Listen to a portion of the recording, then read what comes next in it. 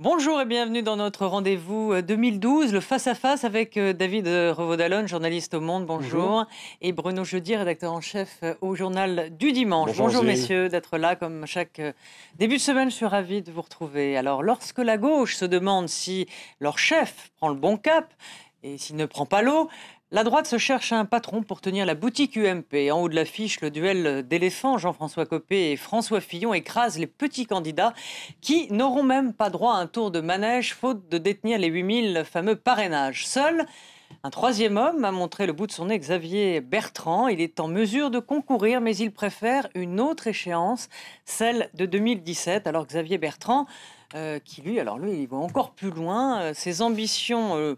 à la limite, la présidence de l'UMP, c'est Trop petit. oui, c'est trop petit. Donc, il vise l'Élysée, quand même incroyable. Donc, finalement, les primaires socialistes ont fait des petits. Ils veulent tous aller... Un vrai perchiste, ce Xavier Bertrand. Vous savez, c'est Renaud Lavillenie, là. Il passe allez, la petite barre à 5,60, Oui. il n'en veut pas, tout de suite s'y mettre. Bon, honnêtement, il faudra quand même que quelqu'un lui dise un jour que le président de la République, c'est peut-être pas pour tout de suite. C'est pas Vous maintenant. savez, je trouve que sa sortie, là, il était dans une impasse médiatique. En fait, Xavier Bertrand, il a fait croire pendant tout l'été qu'il serait candidat. Et puis, il s'est rendu compte qu'il y a eu quelques sondages chez les sympathisants, ça faisait pas plus de 2 ou 3. Donc, il a plié les gaules gentiment. Et puis, il a montré qu'il avait les parrainages. Je pense qu'il les avait réellement. Et c'était pas seulement des cartons vides. Et je pense par contre que c'est pas très raisonnable sa sortie par les primaires. Il a tenté une sortie par le haut. Voilà. En revanche, c'est pas une petite. Il a envoyé un petit coup de patte à François Fillon parce qu'en le soutenant pas, il lui a montré que tu m'avais pas soutenu pour la présidence de groupe, donc je te soutiens pas pour la Donc, il présidence préfère de la... passer sur sa haine de Copé, alors. Sans doute va-t-il monnayer ça pour la suite. C'est vrai, mais la métaphore sportive est très bien vue. C'est un peu le petit club de D2 qui veut jouer directement la Ligue des Champions. Au-delà du cas de Bertrand et de ses difficultés, je trouve que sur le plan symbolique, c'est intéressant parce que c'est bien évidemment la question du leadership, non seulement sur le parti, mais sur la droite, et donc la candidature qui se joue. Donc lui, il veut sauter une étape. Il montre très clairement que ce qui est en jeu là, c'est 2017, malgré bien sûr les dénégations des principaux intéressés, en l'occurrence Au François. passage, quelque chose que pour l'instant personne n'avait osé faire, c'est il dit je serai candidat à la primaire, même si Nicolas Sarkozy y est. Alors François Fillon, on a compris qu'il le serait lui aussi, mais c'est vrai que là, il ose. Ah, et vous savez, à l'UMP, il faut oser quand même s'attaquer au fantôme Nicolas Sarkozy. D'autant que Claude Guéant, son fidèle, a affirmé hier que vraisemblablement, s'il était candidat, il passerait Nicolas Sarkozy par la primaire. Donc ça va faire un joli marigot. Il y a Henri Guénaud, lui, qui dit non, il n'y a pas de primaire, tout le monde doit se retirer si Nicolas Sarkozy est candidat. Il y en a qui ont de la chance quand même de ne pas douter de soi, c'est une force extraordinaire. En politique, c'est un peu obligatoire. Si vous doutez de vous-même, vous n'avez rien à faire dans la compétition politique. Il faut croire en sa force et jusqu'à l'obstination, jusqu'à l'obsession presque. C'est ce qui fait ces grands animaux politiques qui vont jusqu'au bout. C'est intéressant cette comparaison avec la gauche que vous évoquiez, Roselyne, parce que finalement la droite n'a pas ce modèle en tête, le modèle de la compétition libre et non faussée qui détermine le choix du leader. C'est pas une tradition de la droite. Souvenez-vous, la tradition bonapartiste, c'est plutôt le leader charismatique, l'homme providentiel qui s'impose de lui-même. Ça avait été le cas, je ne remonte bien sûr pas à De Gaulle, mais dans les dernières décennies, Jacques Chirac, Nicolas Sarkozy. Et là, pour le coup, on a une vraie hésitation sur le choix du leader. On a plusieurs personnes dont aucune ne s'impose, ce qui était le cas chez les socialistes il y a encore 2 ou 3 ans. Souvenez-vous, il y avait pas de pronostic. Il ne faut pas se moquer quand même de l'UMP parce que OPS, la désignation du premier secrétaire, c'était quand même très obscur. Donc là, ils ont un peu de mal à organiser cette compétition. Ils le font. Je pense qu'ils ont raison. Mais convenez avec moi, Bruno, que c'est pas dans la tradition de la droite. C'est quand même une première. C'est pour ça que c'est un peu compliqué la première fois. Alors, on va évoquer plusieurs sujets cette semaine parce que, il y en a qui arrivent sur la table de l'actualité. Et ça va être, bien sûr, semaine cruciale pour François Hollande. Le pacte budgétaire européen qui arrive au Conseil des ministres, mais un pacte qui, dans le fond, divise la majorité à gauche, on le voit, parce que ce pacte, le texte n'a pas été modifié. Or, François Hollande l'avait promis. Et là, ça risque bien de coincer, d'aller au clash. C'est-à-dire que là, ça fait partie des 3 ou 4 points durs sur lesquels on va pouvoir reprocher, à droite comme à gauche, à Hollande de n'avoir pas tenu ses promesses et donc de ne pas faire en sorte que le changement, ce soit maintenant, pour reprendre son slogan. Sur le traité budgétaire, c'est très simple. Il avait dit qu'il renégocierait ce traité. Ensuite, il a expliqué, il a un petit peu modifié la tonalité en expliquant qu'il lui adjoindrait un volet croissance. Ce qui est fait, en réalité, il n'a pas réussi à modifier ce traité, il n'a pas réussi à le renégocier. Donc pour le vendre à ses partenaires de gauche, ce qui était son argument de vente pendant la campagne, ça va être très compliqué. Pour l'instant, les socialistes n'ont pas vraiment renaclé là-dessus, restent plutôt calmes, même s'ils n'en pensent pas moins, bien sûr. Il y a quand même, David, l'aile gauche du PS. Une partie de l'aile gauche du PS. Qui renacle, et je crois quand même que ce traité, vous avez raison Rosine, c'est quand même le premier test un peu de la solidité de la majorité. La majorité rose-verte, puisque le Front de gauche, on sait que de toute façon, ils font bande à part et ils s'estiment pas dans la majorité. Les Verts, on va voir quand même, les Verts ont l'air de... À mon avis, Jean-Marc Ayrault les a un peu braqués à la fin du mois d'août. Oui, il leur a donné quelques consignes très autoritaires. Là, on voit bien peut-être que ça va évoluer. Il y a une nouvelle peut-être lune de miel qui redémarre avec cette conférence écologique là qui les a émus, qui leur a donné un petit peu de des larmes même. Enfin, on est content pour eux, mais en même temps, on va voir si maintenant sur le traité européen, ils se montrent un peu plus souples, parce que jusqu'à présent, c'était plutôt pour voter non. Au comptage, apparemment, le ministre des Affaires européennes dit qu'il y a à peu près une cinquantaine de députés de gauche, tout confondu, y compris Front de gauche, qui seraient prêts à voter quand même contre ce traité, ce qui évidemment, pour un premier vote important, à mon avis, fera désordre. Donc en fait, ce sera la droite qui va donner de toute façon, la droite, à l'évidence, votera ce traité en expliquant qu'il a été voulu et obtenu et négocié par Nicolas Sarkozy, donc il n'y aura pas de souci. Oui, à l'arrivée, ça passe. À l'arrivée, ça passera. Ce qui est plus gênant, effectivement, c'est sur la composition de la majorité qui va la voter. Sur le Parti Socialiste, je crois que grosso modo, à part quelques voix de la gauche du PS, même s'ils n'en pense pas moins, bien sûr, et même au-delà de la gauche du PS, même si on a beaucoup de réserves sur ce traité, on va quand même en grande majorité le voter. C'est vrai que vous avez raison sur le front de gauche, les Verts et les communistes. Il y a quand même un député socialiste qui s'appelle Jérôme Gage, qui est assez turbulent, qui vient d'inventer le vote contre de soutien. Oui. Là, franchement, c'est assez original. Non, vous avez raison. Sur le fond, beaucoup de députés ne sont pas d'accord, mais ils vont quand même le faire, puisqu'on est quand même qu'à 3 mois de l'élection du président. Pour l'instant, ça passera. Mais il y a d'autres motifs des discordes. Je pense qu'on va en parler tout de suite après. Mais d'autres messages qui sont envoyés par la gauche du parti et par les députés socialistes en général pour dire au président, grosso modo, faites une politique un petit peu plus à gauche. Alors, autre sujet, je me tourne vers vous, David, parce que votre journal, Le Monde, honorable maison, qui titre ce mardi sur le vote des étrangers. C'est une tribune de 75 députés de gauche qui disent « Le vote des étrangers, c'est maintenant ». Voilà. Alors, est-ce que c'est pour forcer un peu la main à François Hollande Alors, il y a évidemment de ça.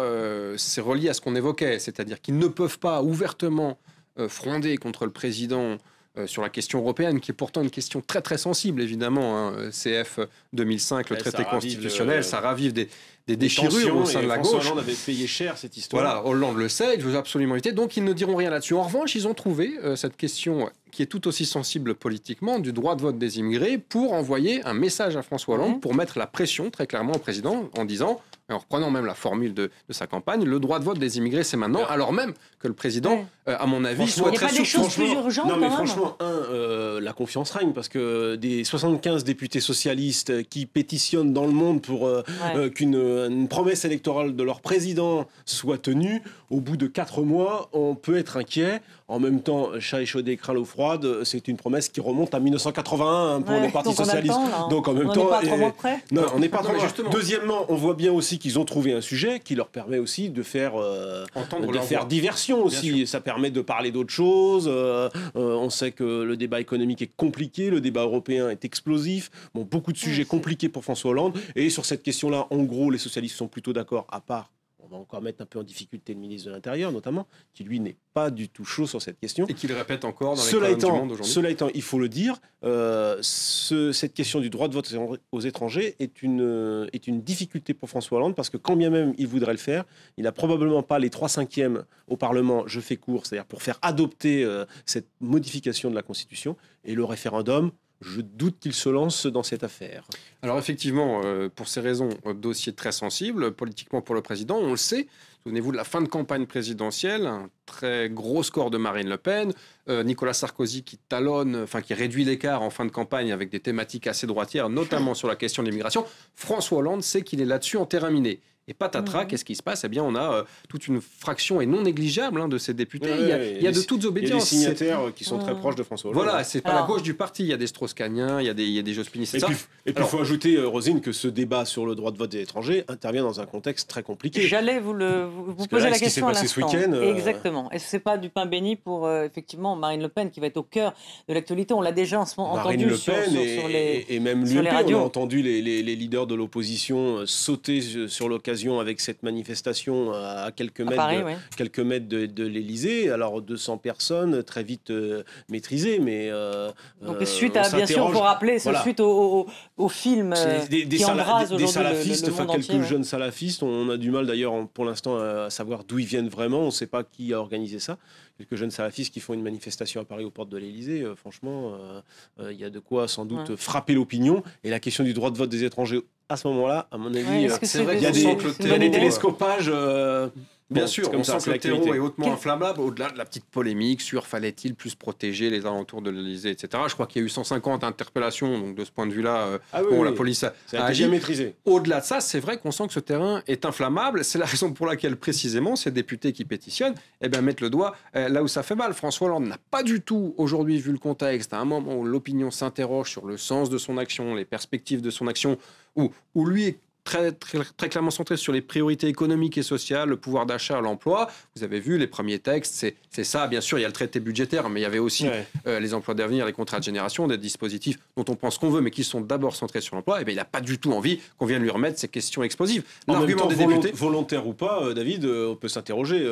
C'est la ministre de la Justice qui a relancé, qui a mis sur la table la question du mariage gay, qui avait été déjà mis au début de l'été. Là, ce sont les députés de sa majorité qui relancent le droit de vote aux étrangers. C'est quand même deux questions qui font, on peut s'interroger sur diversion ou pas, quoi. C'est-à-dire, on sait bien quand une majorité est un peu en difficulté, elle se déporte sur des sujets sociétaux, vous avez raison. Surtout les socialistes. Est-ce que c'est une manière de masquer les vrais problèmes? Il y a plusieurs choses. Vous savez, un agenda parlementaire et exécutif, c'est un panachage, c'est un panel, un tableau où on doit composer un petit peu avec beaucoup d'économique et de social, pas mal d'Europe, et puis il faut quand même mettre un petit peu de sociétal. Et d'ailleurs, par rapport aux deux réformes que vous évoquez, il est intéressant que le gouvernement ait choisi d'abord d'adopter le mariage pour tous, le mariage gay. C'est-à-dire qu'on considérait que malgré l'opposition de certaines associations familiales, de pas mal de milieux catholiques, etc., et de plus globalement des branches conservatrices de l'opinion, ça passerait plus facilement que le droit de vote des immigrés, qui est un sujet infiniment plus clivant. Et je cite Jean-François Copé, qui menace gravement, je crois c'est ce qu'il a dit, la cohésion nationale. Donc tout de suite, évidemment, les ténors de l'UMP se sont emparés de ce sujet, et ça va être un gros sujet polémique dans les jours à venir. Mais sur le sujet mariage gay, c'est vrai que sans doute que le gouvernement, la majorité pense que ça passera. C'est moins touchy. Cela étant, on voit la réaction des évêques, Monseigneur Barbarin.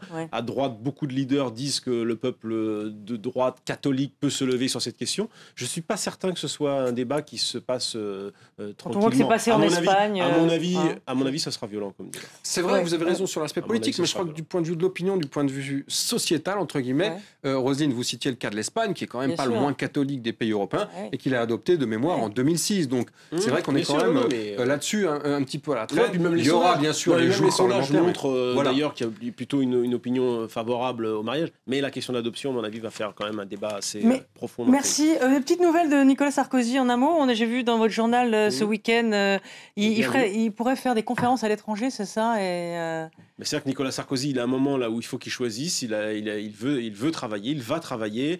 Et sa difficulté aujourd'hui, c'est qu'à Paris, il dit à tous ses proches que c'est difficile, il ne peut pas mettre un pied dehors. Il se demande si son activité ne serait pas mieux à l'étranger.